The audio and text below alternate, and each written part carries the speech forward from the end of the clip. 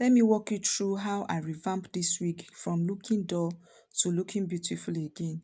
The products I use are very affordable and you can easily get them from any shop that sells hair accessories. Before washing the hair, make sure you detangle it first. I mix some leave-in conditioner with water, spray it on the hair and gently comb through it. This helps prevent tangling during the washing process. So now the hair is ready for washing.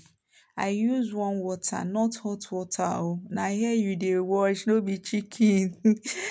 I soak the hair for about 5 minutes to loosen up the dirt and product buildup. Yeah, please be gentle while washing so you don't damage the wig. And don't focus on the hair alone. Remember to wash the wig cap too. Yeah, that wig cap is dirty. Wash it. Just imagine the amount of dirt that came out. This wig is really dirty.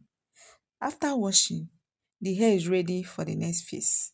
For deep conditioning, I mix smooth and silky conditioner with carotene treatment and added a few drops of hair serum for extra shine. Yeah, I apply the products, that is the mixture, section by section to ensure every strand was well coated. When you are doing this process, please take your time and make sure the product is applied properly to every section of the hair. Don't be stingy with the products because this stage is what determined your final results. So since I don't have a Ziploc bag, I use a black nylon bag instead. But a Ziploc bag is preferable because it helps retain more heat. I left the treatment on for 30 minutes before raising it out. After raising, I applied Hawaii Silky Miracle Worker to define the coils and finish off with mousse to keep the coils in place. And this is the final result. The hair is looking refreshed, soft, shining, and full of life again.